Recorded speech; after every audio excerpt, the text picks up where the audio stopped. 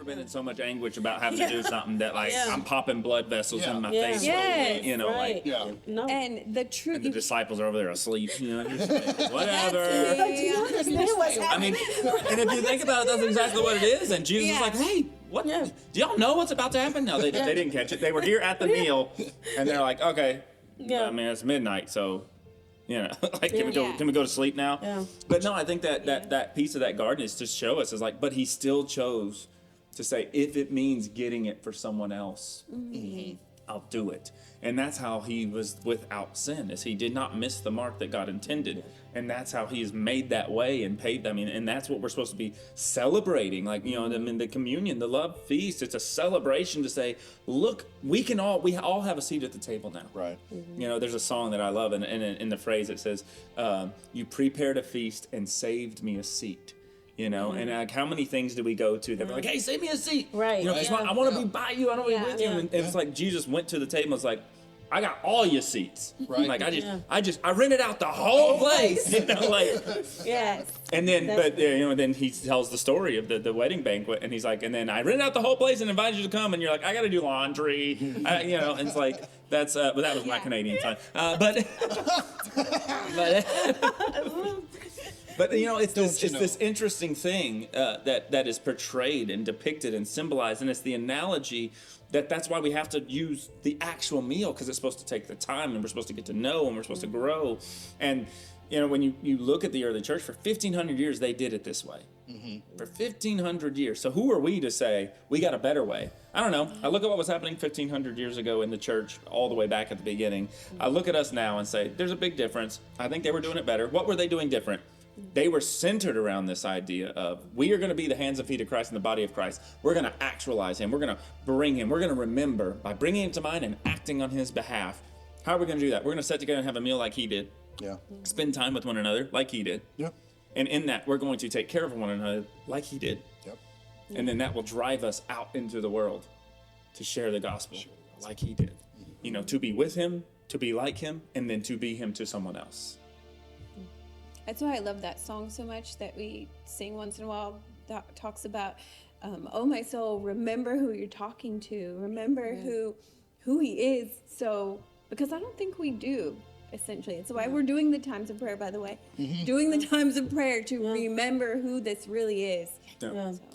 Well, and as you see that kind of barreling through, the church had its issues, obviously. Right. I mean, and as you said, the schism or the break, you know, that was the Separation. That was kind of the first one, which happened about 1,000 years. That's the Catholic Church and the Orthodox Church, and then about another 500 years, you have the Protestant Reformation that kind of separates, and here we all are, and there's all kinds of stuff going on. But even through most of that, communion was still looked at as, no, that's definitely still very important, right? Like you were saying. Right. But even Paul in like 1 Corinthians chapter 10 and chapter 11, Paul's writing about this. And he's kind of saying, hey, you got an issue with what you're doing here, because, you're still eating the meal, you're still doing the thing, but what you're doing is causing, and the way he says it in the phrasing, I forget the exact verse, but he says, do you despise the church? By the way you're participating, do you despise the church? See, in our minds, we think, the building or the organization. But that's not the word used there. The word used there is the congregation. So the people. Yeah. So do you despise the people that because of how you're treating and doing this? And it's like, okay.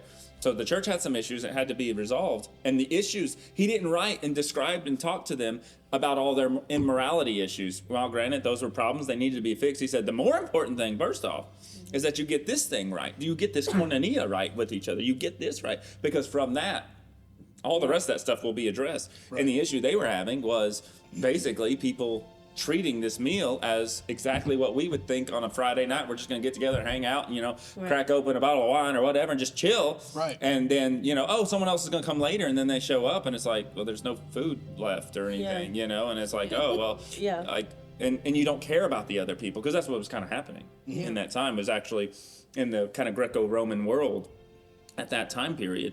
It would have been like our Monday, because Sunday was a work day. And so on Sunday, when they did this, Sunday's a work day. So all of the people who were slaves, they had to work. People who were, just lower class, they all had to work. Well, guess what the rich people didn't have to do? Work. So the rich people would, I'm opening up my home, but they would start the feast early. Right. And by the time the other people got off work and got there, Yeah. they'd already drank all the wine, ate all the Everything's food. gone. Yeah. They can't get into the living room. They're all just sitting outside, and they're like, all right, we're ready to do this thing. And it's like, what is happening? How are they going to see? Again, Jesus, love for one another. How is the world going to look at that and see anything different Right. Yeah. than how they did it? When the highest class are up here and the lowest class is down here, he says, no, that I bring you together as one. And so he's like, you're taking, like, this is shameful to Christ. And why? It's just a meal. It's just a physical thing. It was just this. It's like, no. That's the steps. That's the training ground, like Steph was saying, to begin to teach you how to be that to the world. Because if you can't be it to someone that you've agreed to, how can you be it to someone you don't even know, or indeed maybe don't even like? Whew. Ouch. Yeah.